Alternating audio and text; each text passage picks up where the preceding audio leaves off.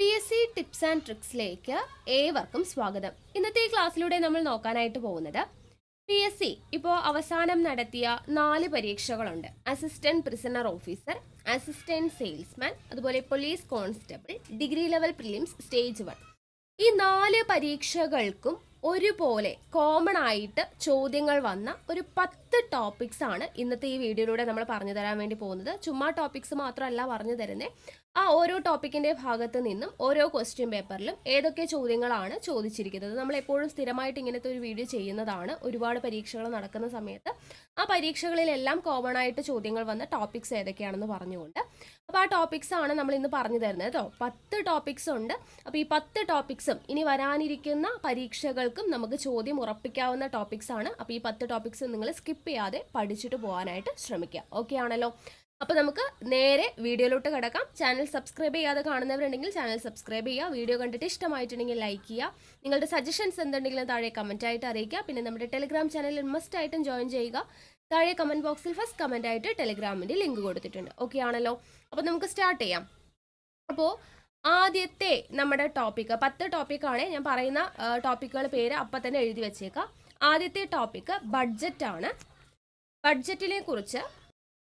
ബഡ്ജറ്റുമായി ബന്ധപ്പെടുത്തിയിട്ട് നമുക്ക് 3 ക്വസ്റ്റ്യൻ പേപ്പറിൽ ചോദ്യം വന്നിട്ടുണ്ട് കേട്ടോ. 4 പരീക്ഷകളിൽ എടുത്തു കഴിഞ്ഞാൽ അതിൽ 3 ചോദ്യ പേപ്പറിലും 2023-24 ബഡ്ജറ്റിനെ കുറിച്ച് ചോദ്യം വന്നിട്ടുണ്ട്. അപ്പം നമുക്ക് നോക്കാം. ആദ്യത്തേത് നോക്കാം. 2022-23 യൂണിയൻ ബജറ്റിലെ ഏറ്റവും വലിയ വരുമാന ഇനം താഴെ പറയുന്നവയിൽ ഏതാണ്? ഇത് ഡിഗ്രി ലെവൽ പ്രിലിംസ് സ്റ്റേജ് 1 ചോദിച്ച ചോദ്യമാണ്. ഇതിന്റെ ആൻസർ ഓപ്ഷൻ ഡി ആണ്, കടം വാങ്ങലും മറ്റ് ബാധ്യതകളും. ഇനി രണ്ടാമത് ചോദ്യം വന്നത്, ഇന്ത്യയിലെ 2023-24 കേന്ദ്ര ബജറ്റിൽ പ്രഖ്യാപിച്ചിട്ടുള്ളതിൻ പ്രകാരം ഓരോ വിഭാഗത്തിലുമുള്ള സർക്കാർ ചിലവ് താഴെ തന്നിരിക്കുന്ന പട്ടികയിൽ നിന്ന് ചേരുംപടി ചേർക്കുക എന്നുള്ള ചോദ്യമാണ്. ഇവിടെ ഉത്തരം വന്നിരിക്കുന്നത് ഓപ്ഷൻ എ ആണ്. ഇത് അസിസ്റ്റന്റ് പ്രിസണർ ഓഫീസർ പരീക്ഷയ്ക്ക് ചോദിച്ചതാണ് കേട്ടോ. അതായത് പ്രതിരോധം എന്ന് പറയുന്നത് 8%, സബ്സിഡികൾ എന്ന് പറയുന്നത് 7%, പെൻഷനുകൾ 4%, പലിശ തിരിച്ചടവ് 20%. അതിലേറ്റവും കൂടുതൽ വരുന്നത് 20% പലിശ തിരിച്ചടവാണ്. ഓക്കെ, അപ്പോൾ ഇതാണ് നമുക്ക് അസിസ്റ്റന്റ് പ്രിസണർ ഓഫീസർ പരീക്ഷയ്ക്ക് ചോദ്യം വന്നത്. ഇനി അടുത്ത ചോദ്യം വന്നത് പോലീസ് കോൺസ്റ്റബിൾ പരീക്ഷയ്ക്കാണ്. 2023-24 ഇന്ത്യൻ ബജറ്റിൽ അമൃതകാലം എന്ന പേരിൽ 7 മുൻഗണനകൾ നൽകുന്നു. അതിൽ പെടാത്തത് ഇവയിൽ ഏതാണ് എന്ന് ചോദിച്ചു. ഉത്തരം ഓപ്ഷൻ ഡി ആണ്, വിവരാവകാശം. ഓക്കെ, അപ്പോൾ ഇതാണ്. ഇങ്ങനെ 3 ചോദ്യമാണ് നമുക്ക് ബഡ്ജറ്റിനെ കുറിച്ച് കിട്ടിയിരിക്കുന്നത്. കേന്ദ്ര ബഡ്ജറ്റിനെ കുറിച്ചിട്ടാണ് ചോദ്യം വന്നിരിക്കുന്നത് കേട്ടോ. അപ്പോൾ 3 പരീക്ഷകളിൽ ചോദിച്ചത് കൊണ്ട് തന്നെ ഈ കേന്ദ്ര ബഡ്ജറ്റ് എന്ന് പറയുന്ന ഒരു ടോപ്പിക്ക് ഇനിയുള്ള പരീക്ഷകൾക്ക് നിർബന്ധമായിട്ടും നിങ്ങൾ ഓരോ പോയിന്റും വിട്ടുകളയാതെ പഠിച്ചിരിക്കേണ്ടതാണ്. നമ്മൾ ഉടനെ തന്നെ അതിൻ്റെ ഒരു ക്ലാസ് ചെയ്യുന്നതാണ് കേട്ടോ. ഓക്കെ, അപ്പോൾ ഈ പറയുന്ന 10 ടോപ്പിക്കും നമ്മൾ ക്ലാസ് ചെയ്യാനായിട്ട് ഉദ്ദേശിക്കുന്നുണ്ട്. നോക്കുക, നിങ്ങളുടെ അഭിപ്രായം താഴെ കമൻറ്റ് ചെയ്യുക കേട്ടോ. അടുത്ത നമ്മുടെ ടോപ്പിക്ക് ഞാൻ പറയാൻ വേണ്ടി പോവാണ്. അപ്പോൾ ബഡ്ജറ്റ് എല്ലാവരും നോട്ട് ചെയ്ത് വെച്ചല്ലോ. അടുത്ത ടോപ്പിക്കാണ് Reserve Bank of India. Okay, RBIനെ കുറിച്ചുള്ള ചോദ്യങ്ങളാണ്. അതിൽ ആദ്യത്തെ ചോദ്യം വന്നത് degree level prelims stage 1 reverse repo നിരക്ക് സൂചിപ്പിക്കുന്നത്. നോക്കുക, റിവേഴ്സ് റിപ്പോ നിരക്ക് സൂചിപ്പിക്കുന്നത്. ഇതിന്റെ ഉത്തരം ഓപ്ഷൻ എ ആണ്, ഫെസിലിറ്റിക്ക് കീഴിലുള്ള യോഗ്യരായ സർക്കാർ സെക്യൂരിറ്റികളുടെ കൊളാറ്ററലിനെതിരെ ബാങ്കുകളിൽ നിന്ന് ഒറ്റ രാത്രി കൊണ്ട് റിസർവ് ബാങ്ക് ദ്രവ്യത ആഗിരണം ചെയ്യുന്ന പലിശ നിരക്ക്. അടുത്ത ചോദ്യം വന്നത് നമുക്ക് അസിസ്റ്റന്റ് പ്രിസണർ ഓഫീസർ പരീക്ഷയ്ക്കാണ്. ഭാരതീയ റിസർവ് ബാങ്കിനെ സംബന്ധിച്ച് താഴെ പറയുന്ന പ്രസ്താവനകളിൽ ശരിയായവ തിരഞ്ഞെടുക്കുക എന്നതായിരുന്നു ചോദ്യമായിട്ട് വന്നത്. ഉത്തരം ഓപ്ഷൻ സി ആണ്, 1, 3, 4 എന്നിവ. 1935 സ്ഥാപിതമായി, 1949 ദേശസാൽക്കരിച്ചു. ആസ്ഥാനം മുംബൈ ആണ്. ഓക്കെ, അപ്പോൾ ഈ അസിസ്റ്റന്റ് പ്രിസണർ ഓഫീസർ പരീക്ഷയുടെ ഫുൾ ചോദ്യങ്ങളും അനുബന്ധ വിവരങ്ങളും, മുഴുവൻ GK ചോദ്യങ്ങൾ 50 GK ചോദ്യങ്ങളും അനുബന്ധ വിവരങ്ങളും നമ്മൾ ഒരൊറ്റ വീഡിയോ ആയിട്ട് ചെയ്തിട്ടുണ്ട്. അപ്പോൾ അത് കാണാത്തവരുണ്ടെങ്കിൽ ഒന്ന് കണ്ടു നോക്കുക കേട്ടോ. അപ്പോൾ അവിടെ നമ്മൾ ഡീറ്റെയിൽഡ് ആയിട്ട് പറഞ്ഞിട്ടുണ്ട്. അടുത്ത റിസർവ് ബാങ്കിനെ കുറിച്ചുള്ള ചോദ്യം വന്നത് അസിസ്റ്റന്റ് സെയിൽസ്മാൻ പരീക്ഷയ്ക്കാണ്. റിസർവ് ബാങ്ക് ഓഫ് ഇന്ത്യയുടെ ഇപ്പോഴത്തെ ഗവർണർ ആരാണ് എന്നുള്ളതായിരുന്നു ചോദ്യം. ഉത്തരം ആരാ? ഓപ്ഷൻ സി ആണ്, ശക്തികാന്ത ദാസ്. അപ്പോൾ നമുക്ക് 3 പരീക്ഷയ്ക്കാണ് റിസർവ് ബാങ്കിനെ കുറിച്ച് നമുക്ക് ചോദ്യം വന്നിട്ടുള്ളത്. അപ്പോൾ ഇത് ഇമ്പോർട്ടൻ്റ് ആണ്. റിസർവ് ബാങ്ക് എന്ന് പറയുന്ന ടോപ്പിക്ക് നിങ്ങൾ നോട്ട് ചെയ്ത് വെച്ചേക്കാം കേട്ടോ, ഇനിയുള്ള പരീക്ഷകൾ. അടുത്ത നമ്മുടെ ടോപ്പിക്, മൂന്നാമത്തെ ടോപ്പിക്കാണ് ഉപഭോക്തൃ സംരക്ഷണ നിയമം. ഇതുമായി റിലേറ്റ് ചെയ്ത് നമുക്ക് 3 ചോദ്യം കിട്ടിയിട്ടുണ്ട്. ആദ്യത്തെ 2 ചോദ്യം ഡിഗ്രി ലെവൽ പ്രിലിംസിൽ 2 ചോദ്യമാണ് വന്നിട്ടുള്ളത്. ഒന്ന്, ഉപഭോക്തൃ സംരക്ഷണ നിയമം 2019 അനുസരിച്ച് ഒരു ഉൽപ്പന്ന ബാധിത പ്രവർത്തനത്തിൽ ഒരു ഉൽപ്പന്ന നിർമ്മാതാവ് ബാധ്യസ്ഥനായിരിക്കുമെങ്കിൽ എന്ന് പറഞ്ഞിട്ടുള്ള ഒരു ചോദ്യമാണ്. ഇവിടെ ആൻസർ ഓപ്ഷൻ ഡി ആണ്. ഈ പറയുന്നതെല്ലാം ഉൽപ്പന്നത്തിൽ ഒരു നിർമ്മാണ വൈകല്യം അടങ്ങിയിരിക്കുന്നു, ഉൽപ്പന്നത്തിന്റെ രൂപകൽപ്പനയിലെ പിഴവ് അല്ലെങ്കിൽ വൈകല്യം, പാലിക്കപ്പെടേണ്ട നിർമ്മാണ സവിശേഷതകളിൽ നിന്നുള്ള വ്യതിയാനം, ഉൽപ്പന്നം എക്സ്പ്രസ് വാറന്റിയുമായി പൊരുത്തപ്പെടുന്നില്ല എന്നത്. ഈ രണ്ടാമതൊരു ചോദ്യം ഡിഗ്രി ലെവൽ പ്രിലിംസിന് തന്നെ ചോദിച്ചിട്ടുണ്ടായിരുന്നു. ദേശീയ ഉപഭോക്തൃ തർക്ക പരിഹാര കമ്മീഷൻ പ്രസിഡന്റായി നിയമിക്കുന്നതിനുള്ള യോഗ്യത താഴെ പറയുന്നവയിൽ ഏതാണ്? ഉത്തരം ഓപ്ഷൻ ബി ആണ്. സേവനമനുഷ്ഠിക്കുന്നതോ വിരമിച്ചതോ ആയ സുപ്രീം കോടതി ജഡ്ജി. ഓക്കെ, പിന്നെ ഉപഭോക്തൃ സംരക്ഷണ നിയമവുമായി അടുത്ത ഒരു ചോദ്യം വന്നത് അസിസ്റ്റന്റ് സെയിൽസ്മാൻ പരീക്ഷയ്ക്കാണ്. ചോദ്യം ഇതായിരുന്നു: ഉപഭോക്തൃ സംരക്ഷണ നിയമത്തിന്റെ പരിധിയിൽ താഴെ പറയുന്നവരിൽ ഉപഭോക്താവായി പരിഗണിക്കപ്പെടുന്നവർ ആരെല്ലാം? ഉത്തരം ഓപ്ഷൻ ഡി ആണ്. സൂചന 1, 3 എന്നിവ. അതായത് തവണ വ്യവസ്ഥയിൽ ഒരു ഉൽപ്പന്നം വാങ്ങുന്ന വ്യക്തിയുടെ അനുമതിയോടെ പ്രസ്തുത ഉൽപ്പന്നം ഉപയോഗിക്കുന്ന ആൾ എന്നുള്ളതായിരുന്നു നമ്മുടെ ആൻസർ ആയിട്ട് വന്നത്. ഓക്കെ, അപ്പോൾ ഉപഭോക്തൃ സംരക്ഷണ നിയമം ടോപ്പിക്ക് നോട്ട് ചെയ്ത് വെച്ചല്ലോ.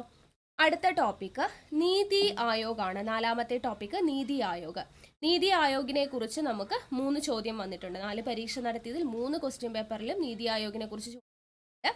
അതിൽ ആദ്യത്തെ ചോദ്യം ഡിഗ്രി ലെവൽ പ്രിലിംസ് സ്റ്റേജ് 1 ചോദിച്ചതാണ്.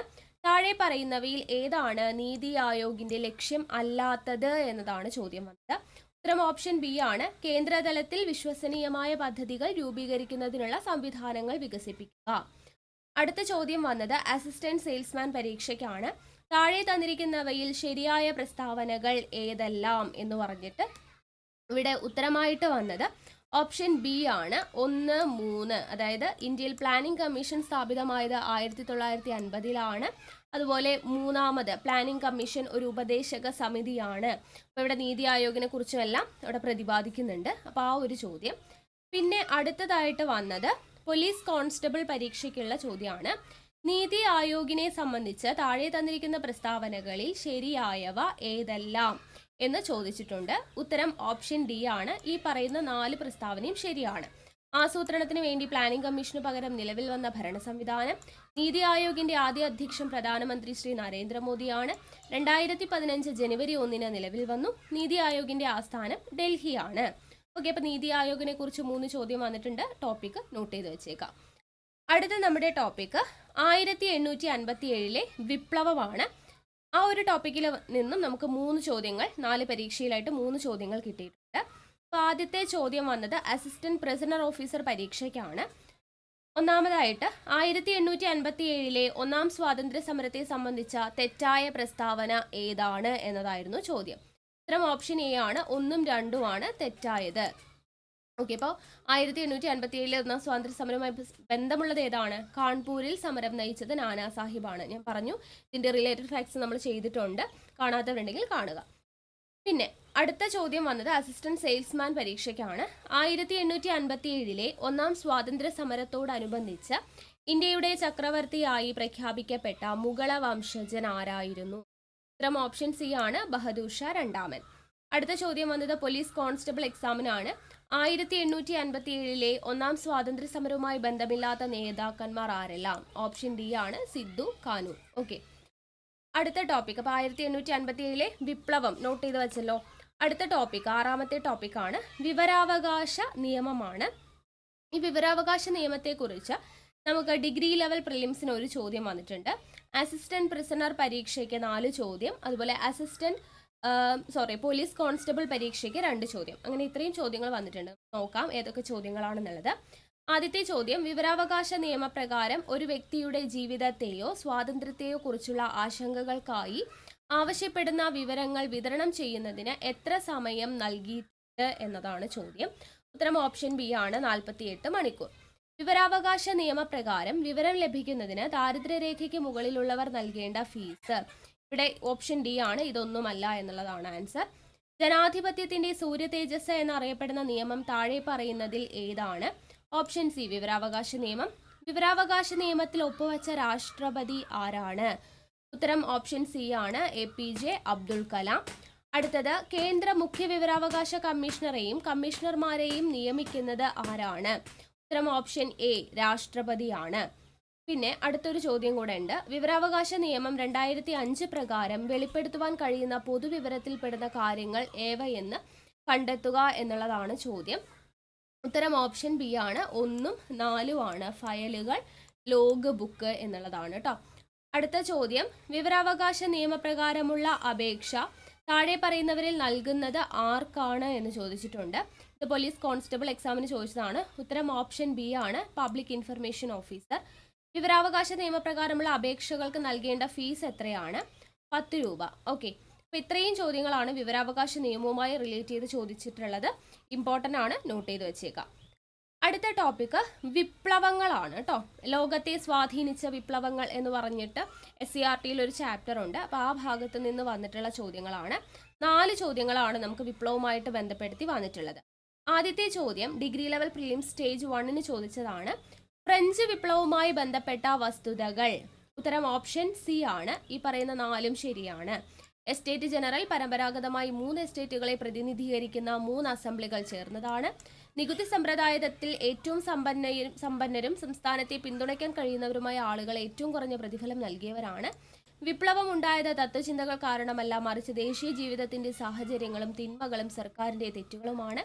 മനുഷ്യന്റെ അവകാശങ്ങളുടെ പ്രഖ്യാപനം സാർവത്രികമായ പ്രയോഗങ്ങളും അത് തീർച്ചയായും വളരെ ദൂരവ്യാപകമായ പ്രത്യാഘാതങ്ങൾ ഉണ്ടാക്കിയിരിക്കുന്നു. അടുത്ത ചോദ്യം വന്നത് അസിസ്റ്റന്റ് പ്രിസണർ ഓഫീസർ പരീക്ഷയ്ക്കാണ്. താഴെ പറയുന്നവയിൽ സൺയാട് സെന്നിന്റെ 3 തത്വങ്ങളിൽ ബാധകമല്ലാത്തത് ഏത്? ഇത് ഓപ്ഷൻ ഡി ആണ് ആൻസർ, 2 മാത്രം.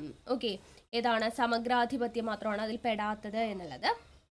അപ്പോൾ ഇത് ഓർത്തിരിക്കുക. ഇത് നമ്മൾ റിലേറ്റഡ് ഫാക്ട്സ് പറഞ്ഞിട്ടുള്ളതാണ്. ഇനി അടുത്ത ചോദ്യം വന്നത് 2 ചോദ്യവും അസിസ്റ്റന്റ് സെയിൽസ്മാൻ പരീക്ഷയ്ക്കാണ്. 2 ചോദ്യമാണ് വന്നത് അതിൽ. ആദ്യത്തെ ചോദ്യം, അമേരിക്കൻ ഭരണഘടന തയ്യാറാക്കുന്നതിന് ചേർന്ന ഭരണഘടനാ കൺവെൻഷന് നേതൃത്വം നൽകിയത് ആരാണ്? Option A, James Madison. അടുത്തത്, രക്തരൂഷിതമായ ഞായറാഴ്ച ഏത് രാജ്യത്തിലെ സമരങ്ങളുമായി ബന്ധപ്പെട്ടതാണ്? ഉത്തരം ഓപ്ഷൻ ഡി, റഷ്യയാണ്. ഓക്കെ, അപ്പോൾ ഇങ്ങനെ 2 ചോദ്യം അസിസ്റ്റന്റ് സെയിൽസ്മാൻ. ടോട്ടലായിട്ട് 4 ചോദ്യം കിട്ടിയിട്ടുണ്ട് 4 പരീക്ഷകളിലായിട്ട്. അപ്പോൾ വിപ്ലവം എന്ന് പറയുന്ന ടോപ്പിക്ക് ഇമ്പോർട്ടൻ്റ്. അടുത്ത 8ാമത്തെ ടോപ്പിക്കാണ് പഞ്ചവത്സര പദ്ധതി. പഞ്ചവത്സര പദ്ധതിയുമായിട്ട് നമുക്ക് 3 ചോദ്യം കിട്ടിയിട്ടുണ്ട്. അതുമായി ബന്ധപ്പെടുത്തി ആദ്യത്തെ ചോദ്യം അസിസ്റ്റന്റ് പ്രിസണർ ഓഫീസർ പരീക്ഷയ്ക്കാണ്. ഇന്ത്യയിലെ പഞ്ചവത്സര പദ്ധതികളുമായി ബന്ധപ്പെട്ട് താഴെ പറയുന്ന പ്രസ്താവനകളിൽ ശരിയായവ ഏവ? ഉത്തരം ഓപ്ഷൻ സി ആണ്, 1ഉം 2ഉം 4ഉം ആണ് ശരി. ആസൂത്രണ കമ്മീഷൻ 1950 സ്ഥാപിച്ചു. രണ്ടാമത്, 1ാം പഞ്ചവത്സര പദ്ധതി കാർഷിക മേഖലയ്ക്ക് പ്രാധാന്യം നൽകി. പിന്നെ സമത്വം പഞ്ചവത്സര പദ്ധതിയുടെ പ്രധാന ലക്ഷ്യമാണ് എന്നുള്ളത്. ഓക്കെ, പിന്നെ അടുത്ത ചോദ്യം വന്നത് താഴെ പറയുന്നവയിൽ ഇന്ത്യൻ പഞ്ചവത്സര പദ്ധതികളുടെ അടിസ്ഥാന ലക്ഷ്യങ്ങൾ ഏതെല്ലാം? ഇത് അസിസ്റ്റന്റ് സെയിൽസ്മാൻ പരീക്ഷയ്ക്ക് ചോദിച്ചതാണ്. ഉത്തരം ഓപ്ഷൻ എ ആണ്, 1ഉം 2ഉം 3ഉം. സാമ്പത്തിക വളർച്ച, സ്വാശ്രയത്വം, ആധുനികവൽക്കരണം. അടുത്ത ചോദ്യം പോലീസ് കോൺസ്റ്റബിൾ പരീക്ഷയ്ക്കാണ്. ഇത് ചേരുംപടി ചേർക്കാനാണ്. അപ്പോൾ അവിടെ നമുക്ക് ആസൂത്രണ കമ്മീഷനും പഞ്ചവത്സര പദ്ധതിയും എല്ലാ കാര്യങ്ങളും ഇതെല്ലാം അറിഞ്ഞെങ്കിൽ മാത്രമാണ് നമുക്ക് എന്ത് ചെയ്യാൻ പറ്റത്തുള്ളൂ, നമുക്കതിൻ്റെ ആൻസർ എഴുതാൻ വേണ്ടി പറ്റത്തുള്ളൂ. അപ്പോൾ ഇതിൻ്റെ ആൻസർ എന്താ? ഓപ്ഷൻ എ ആണ്. അതായത് ഒന്നാമത് GST ബിൽ നിലവിൽ വന്നത് 2017 ജൂലൈ 1. രണ്ടാമത് ആസൂത്രണ കമ്മീഷൻ രൂപീകരിച്ചത് എപ്പോഴാണ്? 1950 മാർച്ച് 15. ദേശീയ ഗ്രാമീണ തൊഴിലുറപ്പ് നിയമം 2005 ഓഗസ്റ്റ് 23. ദെൻ 1ാം പഞ്ചവത്സര പദ്ധതി 1951 ഏപ്രിൽ 1 അല്ലേ? ഇത് കറക്റ്റായിട്ട് ഈ വർഷവും ഇതെല്ലാം അറിഞ്ഞെങ്കിലല്ലേ നമുക്ക് ആൻസർ കിട്ടത്തുള്ളൂ. അപ്പോൾ പഞ്ചവത്സര പദ്ധതി ഇമ്പോർട്ടൻ്റ് ആയിട്ടുള്ളൊരു ടോപ്പിക്കാണ്. അടുത്തത് 9ാമത്തെ ടോപ്പിക്ക് ഫോക്കസ് ദൂരം കണ്ടുപിടിക്കാനാണ്. സയൻസുമായിട്ട് റിലേറ്റ് ചെയ്തിട്ടുള്ള 3 ചോദ്യമാണ്. ഇത് മെയിനായിട്ട് 10th മെയിൻസ് ഇനി വരാൻ പോകുന്ന 10th +2 ലെവലിലുള്ള എക്സാമിനൊക്കെ വളരെയധികം ഇമ്പോർട്ടൻ്റ് ആണ്. ഫോക്കസ് ദൂരം കണ്ടുപിടിക്കാനുള്ള ചോദ്യം. ആദ്യത്തെ ചോദ്യം വന്നിരിക്കുന്നത് അസിസ്റ്റന്റ് പ്രിസണർ ഓഫീസർ പരീക്ഷയ്ക്കാണ്. ഫോക്കസ് ദൂരം 20 സെന്റിമീറ്റർ ഉള്ള കോൺവെക്സ് ലെൻസിന്റെ വക്രതാരം തന്നിട്ട് ഫോക്കസ് ദൂരം കാണാനും ഫോക്കസ് ദൂരം തന്നിട്ട് വക്രതാരം കാണാനും ആ ഒരു ടൈപ്പ് ചോദ്യമാണ്. ഇവിടെ നമ്മുടെ ആൻസർ എന്താണ് വരുന്നത്? ഓപ്ഷൻ എ ആണ്, 40. ഫോക്കസ് ദൂരം 20 സെന്റിമീറ്റർ ആണെങ്കിൽ വക്രതാരം അതിന്റെ ഇരട്ടിയായിരിക്കും, 40 ആയിരിക്കും. അടുത്ത ചോദ്യം, ഒരു ഗോളീയ ദർപ്പണത്തിന്റെ വക്രതാരം 30 സെന്റിമീറ്റർ ആണ് എങ്കിൽ ഈ ദർപ്പണത്തിന്റെ ഫോക്കസ് ദൂരം കണ്ടുപിടിക്കുക. അപ്പോൾ ഇവിടെ ഫോക്കസ് ദൂരം തന്നിട്ട് വക്രതാരം ചോദിച്ചു. ഇവിടെ വക്രതാരം തന്നിട്ട് ഫോക്കസ് ദൂരമാണ് ചോദിച്ചിരിക്കുന്നത്. ഇവിടുത്തെ ഉത്തരം എത്രയാ? Option C. ഓക്കെ, അപ്പോൾ വക്രാധാരത്തിൻ്റെ പകുതിയാണ് ഫോക്കസ് ദൂരം, 15 സെൻറ്റിമീറ്റർ. അടുത്ത ചോദ്യം വന്നിരിക്കുന്നത് പോലീസ് കോൺസ്റ്റബിൾ പരീക്ഷയ്ക്കാണ്. 3/2 അപവർത്തനാങ്കമുള്ള ഒരു കോൺവെക്സ് ലെൻസിന് വായുവിൽ 20 സെൻറ്റിമീറ്റർ ഫോക്കസ് ദൂരം ഉണ്ടെങ്കിൽ 4/3 അപവർത്തനാങ്കമുള്ള ജലത്തിൽ എത്ര ഫോക്കസ് ദൂരം ഉണ്ടാവും? ഇവിടെയും ഫോക്കസ് ദൂരം കണ്ടുപിടിക്കാനുള്ള ചോദ്യമാണ്. ഉത്തരം ഓപ്ഷൻ ഡി ആണ്. 80 സെൻറ്റിമീറ്റർ ആണ് ആൻസർ ആയിട്ട് വരുന്നത്. അപ്പോൾ ഫോക്കസ് ദൂരം കണ്ടുപിടിക്കാനുള്ള ഒരു പഠിച്ചു വെച്ചേക്കണം. അടുത്ത ടോപ്പിക്ക്, 10ാമത്തെ ടോപ്പിക്ക് ഞാൻ പറയുവാണ് ഒളിമ്പിക്സ് കേട്ടോ. ഒളിമ്പിക്സുമായി ബന്ധപ്പെടുത്തി നമുക്ക് 3 ചോദ്യം വന്നിട്ടുണ്ട്. ആദ്യത്തെ ചോദ്യം, 2026 വിന്റർ ഒളിമ്പിക്സിന് ആതിഥേയത്വം വഹിക്കുന്നത് ആരാണ്?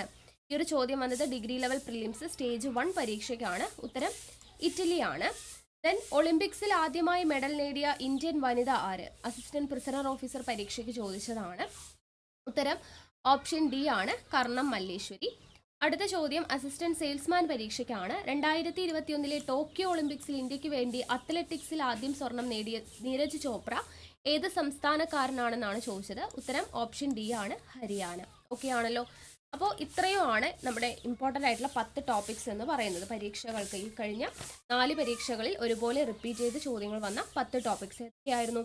ബഡ്ജറ്റ്, RBI, ഉപഭോക്തൃ സംരക്ഷണ നിയമം, നീതി ആയോഗ്, 1857 വിപ്ലവം, അതുപോലെ വിവരാവകാശ നിയമം, ലോകത്തെ സ്വാധീനിച്ച വിപ്ലവങ്ങൾ എന്ന് പറയുന്ന ചാപ്റ്ററിൽ വരുന്ന ലോകത്തെ വിപ്ലവങ്ങൾ, പിന്നെ പഞ്ചവത്സര പദ്ധതി, ഫോക്കസ് ദൂരം, ഒളിമ്പിക്സ്. ഓക്കെ, ഈ 10 ടോപ്പിക്സും ഇനി വരാനിരിക്കുന്ന എല്ലാ പരീക്ഷകൾക്കും തയ്യാറെടുക്കുന്നവർ നിർബന്ധമായും പഠിച്ചിട്ട് വേണം പോകാനായിട്ട്. അപ്പോൾ ഇതുപോലെ ഇതുമായിട്ട് റിലേറ്റ് ചെയ്തിട്ടുള്ള ഈ 10 ടോപ്പിക്സ് നമ്മൾ പറഞ്ഞല്ലോ. അപ്പോൾ ഇതുമായിട്ട് റിലേറ്റ് ചെയ്തിട്ടുള്ള ക്ലാസ്സുകൾ വേണം എന്നുള്ളവരുണ്ടെങ്കിൽ താഴെ ഒന്ന് കമൻറ്റ് ചെയ്തേക്കണേ. ഓക്കെ, അപ്പോൾ അടുത്ത ക്ലാസ്സുമായിട്ട് വീണ്ടും കാണാം. Thank you.